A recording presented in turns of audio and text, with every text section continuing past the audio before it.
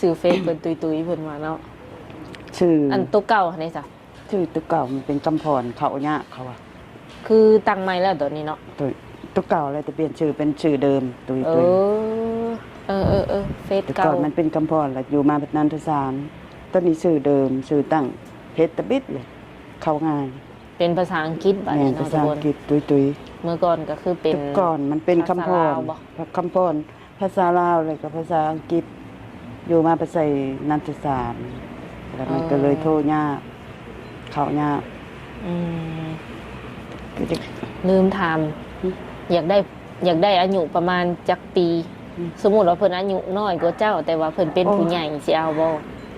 คันยันเขาบ่หักเฮา เอ้าเขาก็หักกันแล้วเนาะ เฮาอยากได้คนมีอายุแน่ ใหญ่กว่าเจ้า เลินเฮา ขึ้นไปฮอดจักปีอะนี่ มันบ่ฮู้เด้ เอาเริ่มต้นก็คือ43เนาะ แม่น เอาขึ้นฮอด50 60บ่หรือแนวใด 60ซะ